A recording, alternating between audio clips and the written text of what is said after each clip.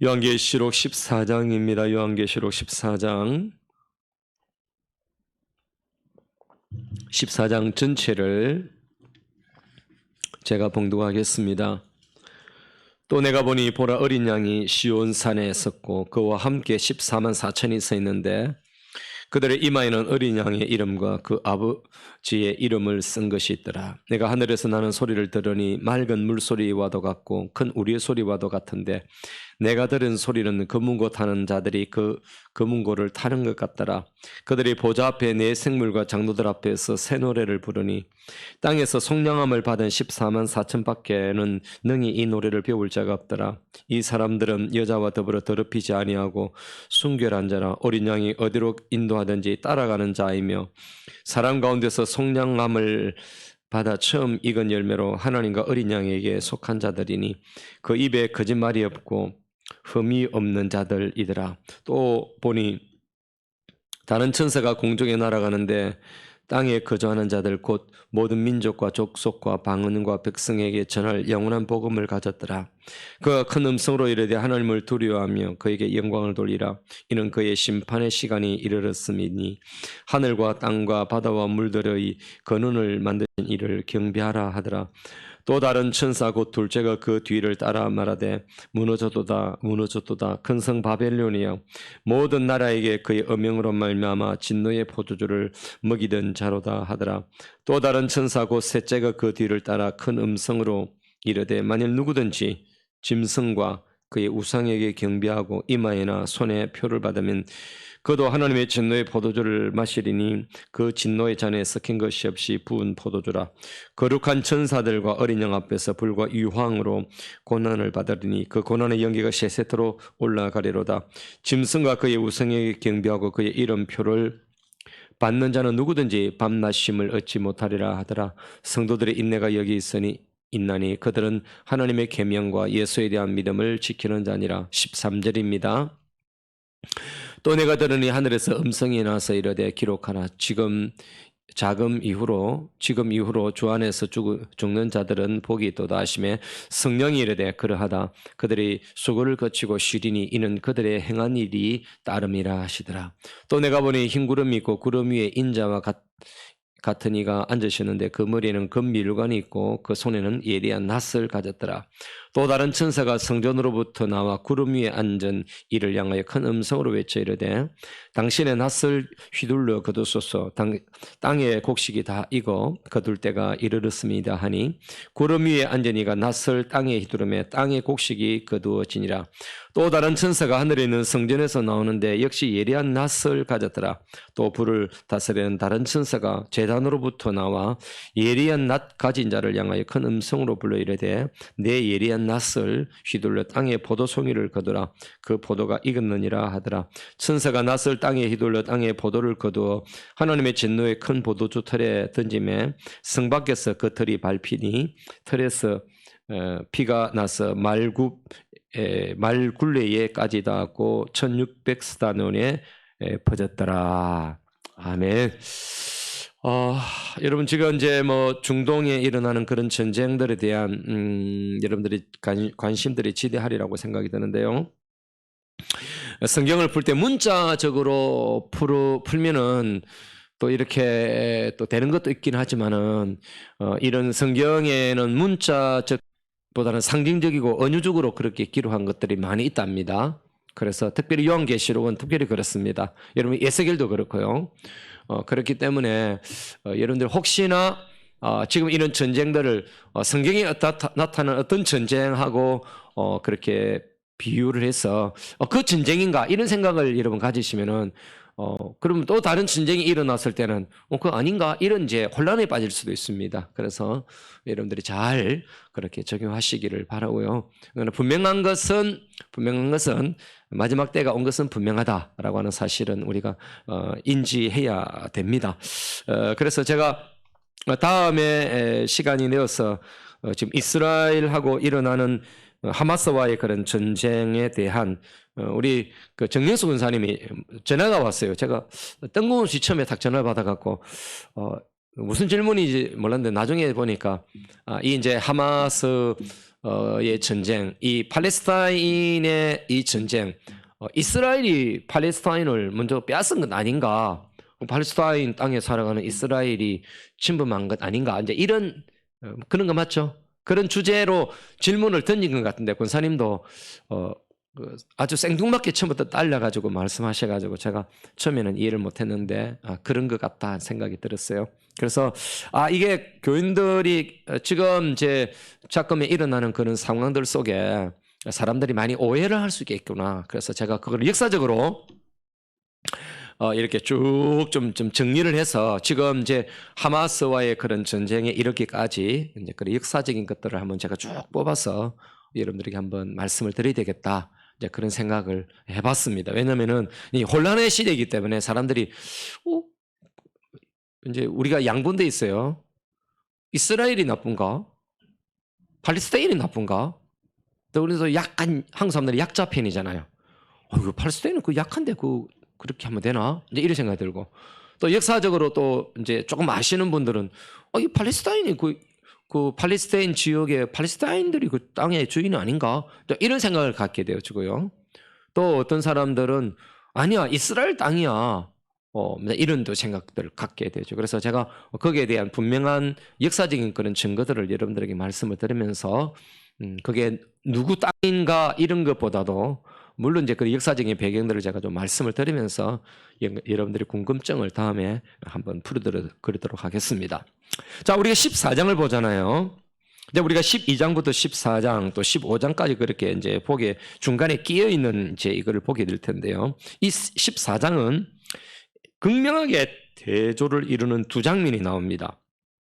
이제 결국은 세상 마지막 날의 장면이에요. 세상의 마지막 날에 14만 4천 명이라고 하는 상징적인 이 구원받은 백성들과 또 심판을 받는 자들의 모습, 이게 지금 14장에 그렇게 나타나고 있다라고 볼 수 있습니다. 그래서 이 어린 양이 서 계시고 그 다음에 시온산에, 이 시온산이라는 것은 구원의 산을 말합니다. 구원의 산.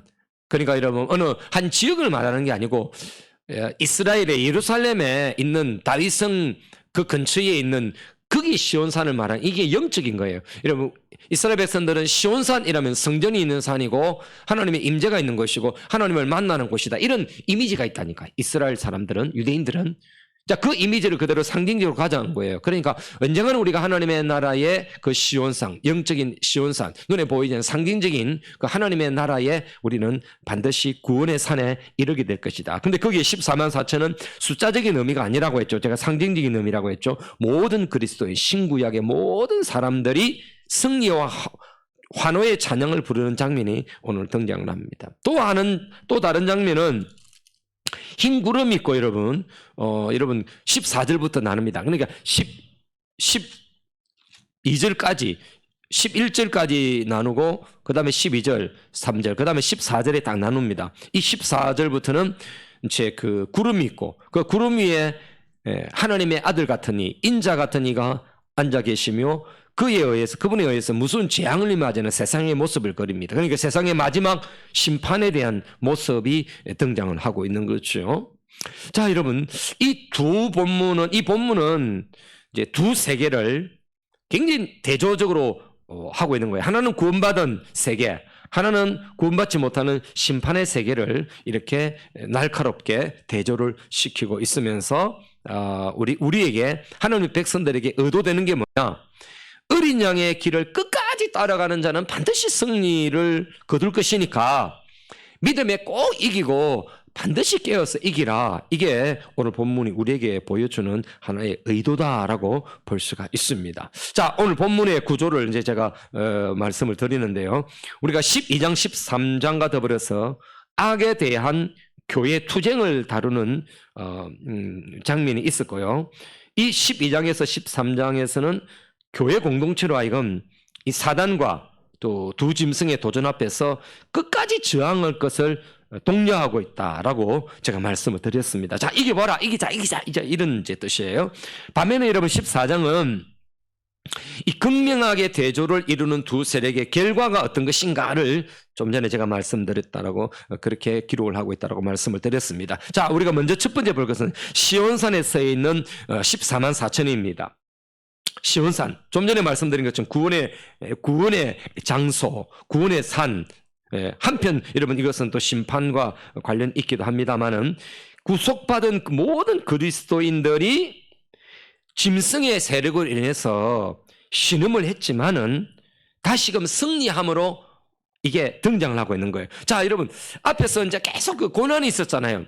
계속 성도들이 고난을 당하고 그랬잖아요. 그 앞에도 보면은 성도들 칼에 잡혀서 뭐 죽는 자도 생기고 이런 이제 어려움을 당하고 이제 그런 일이 있단 말이에요. 순교를 당하고 이런 어려움이 있는데 근데 끝에 가서는 승리를 한다는 것이 오늘 본문의 1절에서 여러분 5절에 나타나고 있는 중요한 내용이다라고 볼 수 있습니다. 그래서 이들은 그 정죄를 더럽히지 않았다라고 그렇게 이제 3절부터 나오죠. 그 다음에 어린 양을 따라가는 자들이고 이 바벨론의 문화, 그 당시는 로마 문화겠죠. 이런 세상의 문화와 가치를 이제 거절하는 영적 순결을 지킨 자들이다라고 볼 수가 있습니다. 그러니까 우리가 다음에 우리도 이제 그 무리 가운데 있을 거 아니에요, 그죠? 그 무리들 가운데 있다고요. 그러면은 그 무리 가운데 있는 우리들은 어떤 삶을 살아야 그 무리에 들어가고 또 그 무리 속에 찬양하느냐면은 하나님의 영적인 순결을 지키고 믿음으로 끝까지 견디고 그렇게 견딘 자들이 이제 승리를 하게 되는 것입니다. 뭐 이제 옆에 빠진 이야기입니다만은 그 하마스하고 여러분 지금 팔레스타인의 사람들은 그 사실은 구분해야 됩니다. 하마스는 종교 집단이고 정치 집단이에요. 근데 가자 지구나 팔레스타인에는요, 우리 경남의 기독교율만큼 기독교율이 높습니다. 몰랐죠? 6, 7%가 됩니다. 그러니까 이슬람의 문화 속에 있지만 그 속에는 옛날부터 기독교 문화가 기독교의 뿌리를 두는 사람들도 있었어요. 다음 시간에 제가 말씀드리겠습니다만은 그런 가운데 있는 사람들은 어떻겠습니까? 여러분 그 땅도 이제 굉장히 불안한 가운데 살아가고 또 이슬람이 더 강력한 그런 가운데 있고 정치적으로는 불안전하거든요. 그 팔레스타인은 완전한 국가라고 하기보다는 마치 자치정부라고 하지만은 실제로는 불안전하다고요. 근데 이 하마스가 사실은 큰 집단은 아니지만 작지만은 무력을 가지고 이게 또 정치를 갖고 힘이 있다고요. 그러니까 지금 있는 팔레스타인의 수반은 아무 힘이 없어요. 이 하마스 같은 이 강력한 이게 그러니까 여러분 이스라엘이 하마스만 쪽쪽 집어가지고 그 폭력을 행한 놈들만 다 죽일 수가 없는 거예요. 그게 어려운 거예요. 지금 아주 어려운 거예요. 이 전쟁이 어려운 게 그런 거 있어요. 이스라엘 그리고 또 사복 입고 총을 메고 다니는데 총을 감춰두고 사복만 입고 다니면 그 누구를 알겠어요. 근데 문제는 그리스도인들이에요. 제가 볼 때는 제가 걱정하는 것은 팔레스타인에 있는 가자 지구에 있는 그리스도인들이에요. 그리스도인. 제가 몇 년 전에 거기에 그리스도인들 그 영상을 제가 본 적이 있거든요. 굉장히 순수한 신앙을 가진 분들이 있고 우리 한국 선교사도 거기 들어가 있어요. 근데 이런 분들은 이 어려운 가운데서 어떻게 견뎌낼 것인가 오늘 본문을 이런 걸 보면서 이제 실제로 우리가 적용할 수 있어야 되는데 정말 신앙 지키기가 어렵겠다. 그러나 분명한 것은 우리가 새너로 하나님을 위한 승리의 노래를 부르는 그날이 오게 될 것이다 라고 하는 것이 오늘 본문에 우리에게 보여주는 하나의 위로인 것입니다. 그래서 이 구사감을 받은 14만 4천 명의 특징이 뭐냐? 좀 전에 말씀드린 것처럼 순결을 지켰다. 자기를 더럽히지 않았다. 바벨론의 문화를 거절했다라고 하는 거예요. 그래서 그리스도인의 삶은 우리의 삶도 당연합니다, 여러분. 우리가 이 세상에 타락한 세상에 타협하지 않고 믿음을 지키고 있어야 돼요. 요즘 애들이 이제 걱정이에요. 우리 젊은이들이 걱정이단 말이에요. 이게 이제 이게 이제 우리 때하고 신앙이 달라요. 우리 때하고 신앙이 전혀 다릅니다, 여러분. 이게 걱정이에요, 여러분. 진짜 걱정하셔야 돼요. 지난번에 우리 교회에 온 그 젊은 부부가 있었는데 어제 그 어머니에게 전화가 왔어요. 다음에 오거든. 혹시 그 두 사람이 오면은 모른 척 하세요. 근데 이 왔는데 이제 우리 교회에 그때 젊은이들도 여러분들이 여기 많은 분들이 안 계실 때니까 뭐 몇 사람 안 계실 때니까 이게 이제 얼마나 부담이 뭐 부담되는 것보다는 좀 적다 이런 마음을 가지겠죠. 우리 또 나이가 많고 저는 또 그런 거를 감안해서 가발까지 썼는데 그래도 뭐 나이는 감출 수가 있겠습니까? 근데 어제 그 어머니가 하시는 말씀이 제가 이제 그렇게 말했단 말이에요. 아이고 참 아이고 우리 부부가 왔는데 가정을 축복하기 위해서 내가 신방을 가면 얼마나 좋을까 이제 그런 말 했다고. 근데 그 말이 그게 이제 부담이 된 거라. 요즘 애들은 자기 집을 오픈하는 걸 싫어하는 거예요. 요즘 제가 목회하면서 제가 이제 이 후반에 느끼는 것은요. 옛날에 어른들은 막 신방 오고 이런 걸 좋아했잖아요. 요즘 싫어합니다. 트렌드가 굉장히 싫어합니다. 자기 집. 제가 여러분들에게도 막 날이면 날마다 가지 않는 이유가 있어요. 우리 육문사님은 일주일에 한 번씩 가요. 저는 너무 힘드신 분이니까. 아무 예배도 못 들어. 주일 오전 예배밖에 안 되니까 제가 일주일에 한 번씩 예배를 드리는데 여러분들에게도 원하시면 제가 갈 수 있습니다. 근데 요즘은 참 자기 집을 오픈 안 해요. 아니, 정원주 집사님 오픈하겠어요? 사실은 싫어해. 좀 싫어. 조금 나이가 있나? 나이 좀 나? 모르겠다. 요즘 애들은 싫어해요. 아주 싫어요. 자기 집을 오픈 싫어하는 거. 그러니까 이런 문화에서 뭐 기독교 문화 이런 것들이 이제 막 굉장히 애들이 좀 배타적이기도 하고 뭐 신앙은 있어도 아주 옛날에 그런 신앙이 아니에요. 전통적인 신앙이 아니에요. 얼마나 여러분 바벨론의 문화, 이 세상의 문화에 애들이 젖을 수 있는 가능성이 얼마나 열려 있는가를 우리가 생각을 해야 되는 거예요. 어쨌든 간에 이제 그런 가운데서 구속을 받은 사람들이다. 그래서 어린 양에게 속한 자들이다.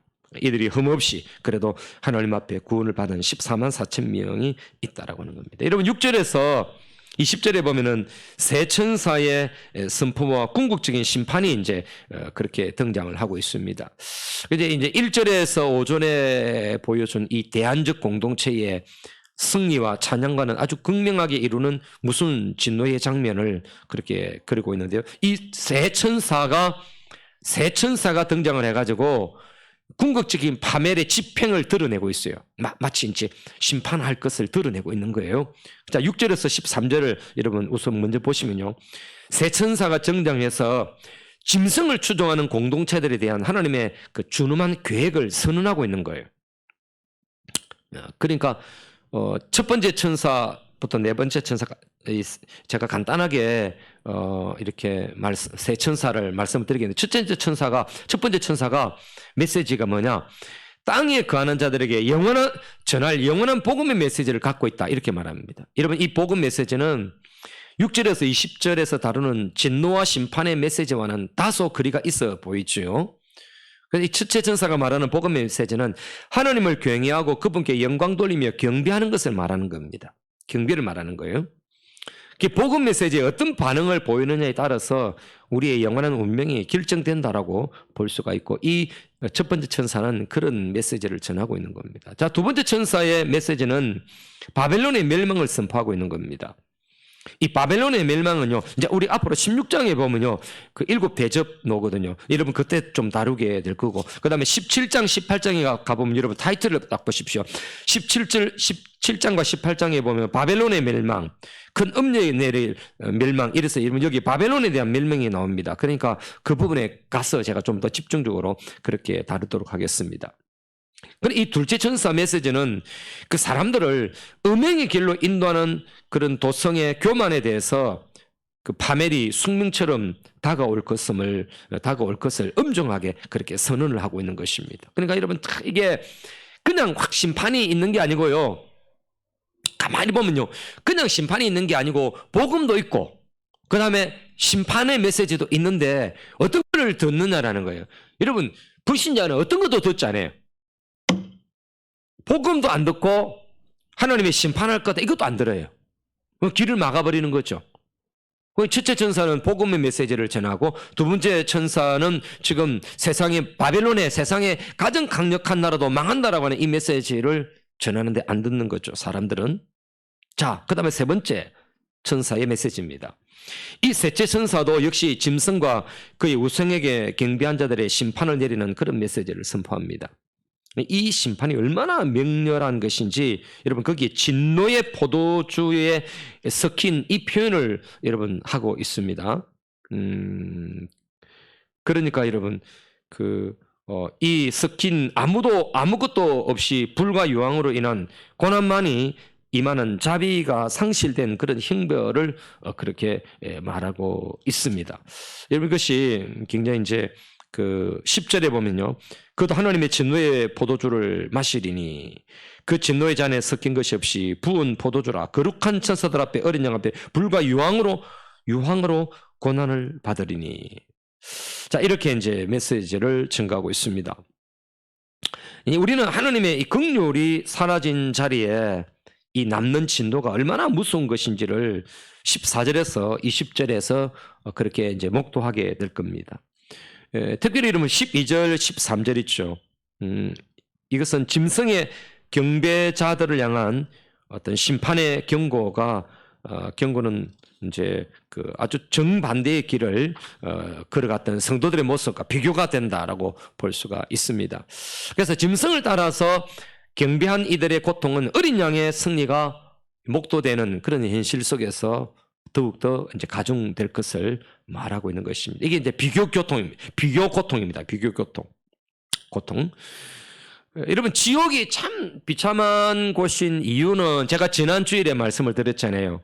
지옥의 자체의 고통도 굉장히 크지만은 제가 질문했잖아요. 지옥에서 천국을 바라보는 이게 대단히 고통이 되는 거예요. 이게 비교 고통이 되는 거죠. 그리고 우리가 좋은 데에 있을 때는 나쁜 것에 대해서는 이렇게 관심이 없거든. 뭐 내가 행하는 내가 경험할 부분이 아니니까. 근데 지옥에 있는 사람들 딱 생각해 보세요. 지옥에 있는 사람들은 얼마나 그 천국에 있는 사람이 부럽겠습니까? 그러니까 다음에 우리는 다 천국에서 부름의 대상이 되는 줄로 믿습니다. 14만 4천이니까 부러운 존재가 되는 거예요. 그러니까 이 좋은 날, 이 가을에 진짜 얼마나 놀러 가고 싶습니까? 우리 다음에 오후에 한번 놀러 가요. 오후 예배를 밖에서 드립시다. 우리 동네에 여기 핑크뮬루가 있으니까 그 가서 한번 예배 드립시다. 어쨌든. 근데 불신자들은 뭐 가고 싶으면 가고 봄날에 여러분 꽃이 피면 놀러 가고 막 그 즐긴단 말이에요. 근데 그 즐기는 것에 대한 대가는 있는 거예요. 근데 그 대가는 뭐 1, 2년 그것도 아니고 1, 20년도 아니고 100년도 200년도 아니고 1000년도 아니고 영원토록 지옥가에서 고통을 당하는데 우리는 그 꼴랑 말하면 안 돼. 꼴랑 막 70년 산다 80년 살았는데 좀 고난이 좀 있다. 그건 꼴랑이에요. 꼴랑. 나중에 영원한 하나님의 나라에 비하면 아무것도 아니에요. 그러니까 나중에 우리가 이제 그 영원한 나라에서 이제 영원히 그냥 막 그는 죽고 싶은 마음도 전혀 들지도 않겠지. 당연히 그렇지. 그 좋은 천국에 있을 때 여러분들 지옥에서 이랬다 보는 사람들은 얼마나 고통스럽냐 이거지. 전부 다 지옥에 다가 있고 그러면은 좀 덜 위로가 되고 덜 고통스러울 건데 모두가 그런 게 아니고 저주쪽에는 하나님의 나라에서 영원히 그렇게 행복을 누리는 사람들 보면 우리를 보면 얼마나 고통스럽게 이게 비교 고통이단 말이에요. 그럼 여기서 요한이 원하는 게 뭐냐면 인내의 촉구를 하고 있는 거예요. 응? 우리가 설사 이 세상에서 사단의 세력 때문에 많은 고난을 당할 수 있지만은 인내하면서 싸워야 된다는 거예요. 그래서 왜냐하면은 세상의 고난이 아무리 극심해도 악인들이 심판 후에 받게 될 고통에 비하면 그건 아무것도 아니기 때문에 그래요. 그래서 우리가 이길 수 있는 거예요. 거기에 7절 한번 보세요. 7절에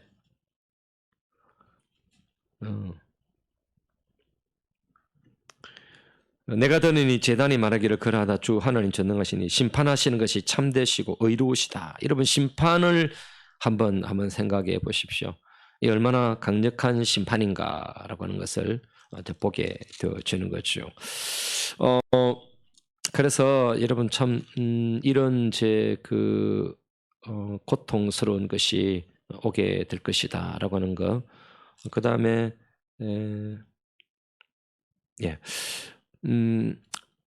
인내가 촉구되는 그런 축복의 선언을 하고 있다라고 하는 것입니다. 그래서 성도들이 이 세상에서 인내하고 수고해야만 하는 그 길을 가게 될지라도 우리에게는 보장된 미래 때문에 주 안에서 죽은 자들이 복된 것입니다. 그래서 종종 우리가 죽음 자체가 슬픔 때문에 뭐 굉장히 절망에 가까울 수 있고 또 그런 데 집중할 수 있는데요. 그러나 오늘 본문은 죽음이 주님과 한 집에서 사는 것이라고 그렇게 강조를 하고 있는 거예요. 그래서 이것을 받아들이는 그때 우리는 사랑하는 이들이 떠나는 현실 속에서도 위로를 받을 수가 있는 거예요. 제가 묵상글에 그렇게 올렸습니다만 어떤 분이 자기 자녀가 죽었어요. 아이가 죽었는데 젊은 나이에 죽었는데 그 엄마가 이제 예배를 드리는데 막 아무래도 슬픔에 우리는 장송곡을 부르지 않겠어요? 장례식 곡을 막 부르는데 그 엄마가 그러는 거예요. 아니 우리 아이가 천국에 갔는데 얼마나 기쁩니까? 일찍 가긴 했지만은 너무 천국에 간 게 너무 기쁘다. 그러니까 찬송가를 좀 기쁜 찬송가를 불러달라. 그 찬송가를 부르는데 그 엄마가 숨을 쳤다는 거예요. 남들이 볼 때 미치고 세상 사람들이 볼 때 완전 미친 거죠. 근데 여러분 이 세상에서의 짧은 인생이 조금 길고 조금 짧은 이 인생이지만 여기서 예수를 믿고 영원한 하나님의 나라에 들어갔다는 이것은 비교할 수 없는 거예요. 그래서 로마서 8장에서 잠시 받는 그 고난은 나중에 나타날 그 큰 중하고 그 큰 영광에 비교할 수 없다라고 그렇게 바울이 고백하고 있는 거거든요. 정윤수 권사님, 내한테 전화를 했으니까 내가 보복을 할게. 질문을 던지네. 농담입니다. 아니, 딸이 나연이가 예수 믿는데 조금 오래 못 살아. 예를 들어서 살면 더 오래 살면 좋지만 근데 짧게 살아. 근데 예수를 믿었어. 천국 갔어. 그게 좋겠습니까? 아니면은 예수 안 믿고 이 땅에서 막 한 200년 정도 살고 그렇게 죽는 게 좋겠습니까? 짧더라도 예수 믿는 게 낫겠죠. 당연히 속에는 이렇게 하죠. 아이고 예수 믿고 오래 살면 좋죠. 비교를 한다면 비교할 수 없는 거란 말이에요. 가끔은 우리가 그런 게 있거든요. 저는 목회하면서 너무 많이 경험했으니까. 아니 저 사람 너무 착해. 근데 좀 오래 살았으면 좋겠어. 근데 안 그렇더라고. 내가 잊을 수 없는 그 장례식은 그분이 우리 교회에 온 지 그때가 6월인가 교회 왔어요. 6월달에. 돌아가시면 8월 때 돌아갔어요. 나이 40대 초반에. 40대 중반이네. 중국에 주재원으로 갔는데 거기서 조금 몸이 좀 안 좋다고 병원에 갔더니 그 간이 좀 안 좋은 것 같다 이러는 거예요. 한국에 돌아왔어요. 한국에 와가지고 서울에 어느 큰 병원에 갔어요. 그러니까 간에 암이 있는데 자그마한 암이 3cm 정도 암이 요 정도 암인데 이거 수술하면 됩니다. 그렇게 했어요. 그래서 지금은 병실이 없고 수술 이게 좀 거기에 있으니까 순서가 있으니까 제가 오다 내릴 때까지 좀 기다려라. 그렇게 하고 8월 달에 갔다니까요. 8월에 갔는데 세상에 간 전체에 암이 퍼져버린 거예요. 그렇게까지 의사도 놀라는 어떻게 그렇게 그리고는 얼마 뒤에 돌아가셨어요. 근데 이분이 중국에서 예수 믿은 거예요. 예수 믿자 말자 얼마 뒤에 그렇게 일이 나는 거예요. 아니 예수 믿고 다 건강하고 예수 믿고 은혜 받고 복 받고 장수하면 얼마나 좋겠습니까? 그런데 우리 참 알 수가 없는 것은요. 그래도 예수 안에 돌아가셨다는 그 죽은 게 이게 그나마 위로가 아니라 전체 위로예요.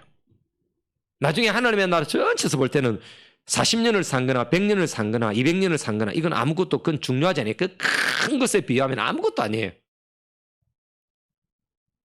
그러니까 예수 안에 있는 게 얼마나 복이냐라는 거예요. 여러분 14절에서 20절에 보면 인자의 그 세 천사의 맹렬한 심판 집행이 등장을 합니다. 제가 이거 하나하나를 보면 참 좋은데 시간이 많지 않아요. 그래서 첫 번째는 심판의 영상화, 그렇게 날카로운 낫을 휘둘려서 곡식을 거두는 그런 이미지, 또 포도주 털을 바른 그런 이미지를 통해서 마지막 심판의 모습을 여러분 마지막 날에 막 이게 이제 그냥 상징적인 거죠. 날카로운 낫을 이런 얘기 막 낫을 가지고 막 이거 해보셨어요? 장로님 추수해 보셨어요?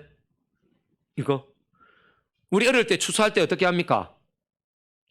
이렇게 하지만은 풀 같은 거는 어떻게 합니까? 풀 같은 거는 풀은 어떻게 합니까? 휙휙 이렇게 치잖아요.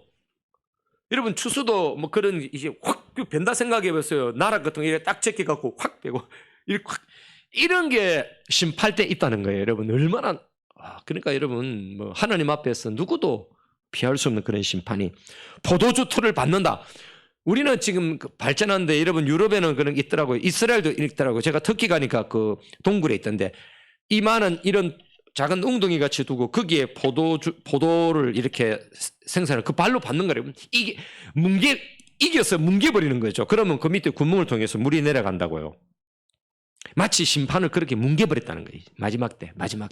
예수 믿지 않는 자들 엄녀를 따르고 바벨론을 따랐던 뭉개버리겠다. 이런 표현. 그럼 인자 같은 이가 나타나죠. 여러분 이 인자 같은 이라고 등장하는데 여러분 이것은 바로 14절에 인자와 같은 이 구름 위에 있고 인자 같은 이 예수님을 말하는 거죠. 다니엘서 우리 7장을 보고 있잖아요. 인자 같은 이. 그럼 우리 지금 계속 다니엘서 7장, 8장, 9장 이제 보면서 지금 요한계시라고 비슷하게 가고 있다는 것을 알게 되어지죠. 그래서 우리 주님은 진정한 승리자로서 종말의 심판자가 되시는 것을 지금 묘사하고 있는 것이다라고 볼 수 있습니다. 세 번째는 이 네 번째 천사가 등장을 해가지고 단순히 심판에 대한 예고만 아니라 심판을 집행할 것을 인자와 같은 이에게 전달하고 있다라고 하는 것입니다. 그래서 또 다른 천사가 성전으로부터 나와 이러면 15절에 그렇게 말하고 있죠. 그래서 심판에 앞서서 구원을 언급하고 있습니다. 네 번째는 불을 다스리는 천사입니다. 불을 다스리는 천사. 여러분 거기에 보면은 불을 다스리는 천사가 예리한 낯을 가진 천사에게 땅에 포도를 추수할 것을 그렇게 명하는데 추수한 포도를 하나님의 진노의 틀에 던져서 성 밖에서 그 틀을 밟을 때 틀에서 피가 나가지고 말굴까지 닿았는데 1600스타디온, 이 1600스타디온을 제가 계산해보니까 약 한 320kg, 300kg 정도, 320kg 이 정도 나오는데 이처럼 큰 거죠. 하나님의 심판의 맹렬함을 드러내는 이제 하나의 상징적인 그런 표현이라고 볼 수가 있습니다. 이런 피가 흘려가지고 그렇게 멀리 가면 어찌 되겠습니까? 피가 320kg, 300kg까지 피가 흘러가면 어찌 되는 겁니까? 어마어마한 심판이고 많은 사람이 심판을 받았다는 그런 의미가 되지 않겠습니까? 그렇죠? 자, 여기서 이제 우리가 갈무리하면서 이제 이렇게 적용을 해봅니다. 두 가지로 한번 적용을 한번 해보겠습니다. 첫째는 우리가 성자임을 마음에 품고 살자라고 하는 겁니다. 성자. 힘든 세상에서 시온산에서 어린 양과 더불어서 승리자의 그런 반열에서 서 있는 우리의 모습을 마음에 품고 항상 살아야 돼. 야, 그래. 언젠가는 그 시온산 하나님의 구원의 산에 우리가 다 거기서 올라가서 그렇게 찬양하게 될 거다. 그때 우리가 다 서게 될 거예요. 그때 이제 우리 보고 옆에 사람 보면서 그렇게 그래 우리 큰 나라 교회에서 신앙생활하고 야 그 작은 교회에서 우리 그래 요한계시록도 듣고 이런데 막 그게 진짜다 그자 하면서 그럴 거야. 옆에 사람 보고 한번 지금 축복해 봅시다. 그때 봅시다. 예, 아이고 모르는 척 일하지 말고 그때 가면 다 알게 되는 거예요. 그때 이제 성자예요. 다 성자. 다 성자가 되는 거예요. 14만 4천 명 구원받은 백성들의 새 노래의 모습은요. 구속받은 이들이 무서운 악의 세력들이 펼치는 그런 방해 공작에도 마침내 승리한 자들의 모습이에요. 어쨌든 간에 어렵고 힘들고 이런 가운데 이기는 자들이에요.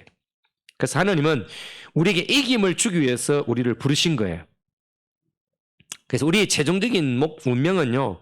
악을 정복하고 또 승리의 새 노래를 부르는 사람들의 대열에 서는 것이 우리의 최종의 목적이에요. 이겨내야 되는 겁니다. 우리가 하나님의 승리를 확신하고 살아가려면요.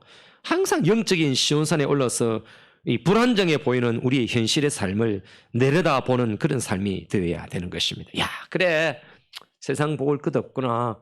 세상에 너무 관심 갖지 말아야 되겠구나. 우리가 영원한 하나님의 나라, 그 나라를 바라보면서 우리는 살아야지. 이런 마음을 가져야 된다고요. 그래서 그렇게 예수 안 믿는 사람이 잘 살고 막 잘 되고 이런 거 너무 부러워하지 말고 이렇게 말하는 사람은 그 간첩이에요, 간첩. 아이고 나는 예수 믿는데 잘 안 되는데 저 사람 예수도 안 믿는데 그렇게 잘 되는 거. 그런 소리 입 밖에도 내지 마세요. 그런 거. 그러면 전부 다 그럼 교회 다니는 사람 다 잘 되면 다 교회 나오게. 그 선택의 기준은 그런 게 아니라니까요. 가는 사람들이 더 핍박받고 더 못 살 수도 있어요. 근데 그게 중요한 게 아니에요. 신앙을 지키는 게 중요한 거라. 예? 그 조금 잘 산다고 그래 부러워하고 그 사람들은 그 사람들이 복이 있는가? 아니에요. 그건 잠시 주는 거예요. 잠시. 그거는 아무 의미가 없는 거예요. 예수 믿는가? 그게 의미가 있는 거예요. 내가 이제 오늘 우리 점심 먹고 전도했잖아요. 그래서 제가 그 LH 아파트 앞에 가서 전도하니까 이게 이쪽 동네에서 제가 전도하다가 이쪽 동네 가서 전도하니까 분위기가 달라. 왜 다른지, 무엇이 다른지 아세요? 훨씬 친절해. LH 사람들이 우리 교회가 보여서 그런가?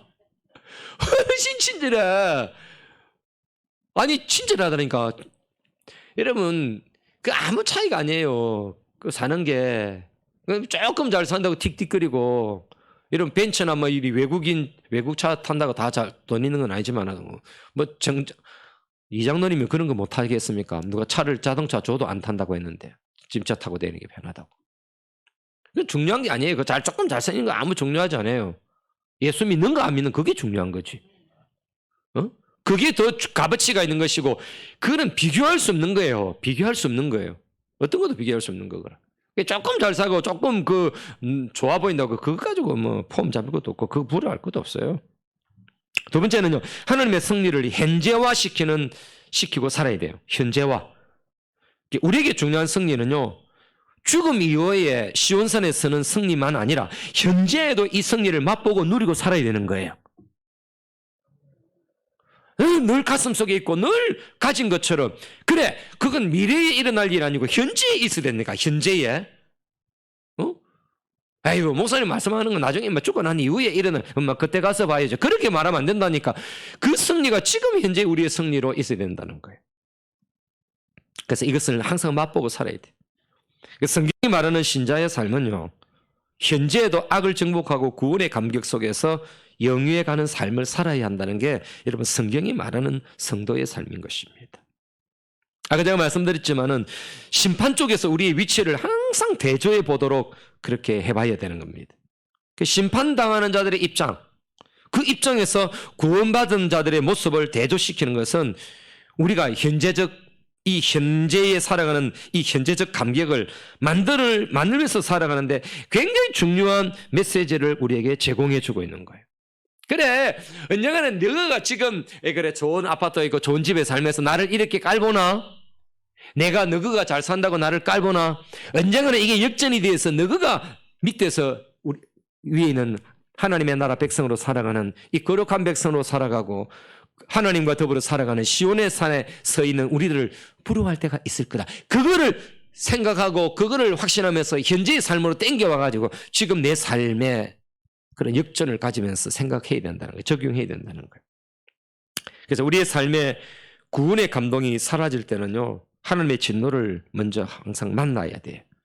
그 진노를 만날 때 이 현재적인 복음의 감격과 위대함에 화답하는 삶을 살아갈 수가 있는 겁니다. 그래서 항상 하나님의 무서운 진노는 우리가 그 진노의 반대편에서 있다라고 하는 이런 운명으로 살아가는 사실에서 감격하게 그렇게 만드는 것입니다. 그래서 항상 대조적으로, 오늘 본문은 대조라고 했죠.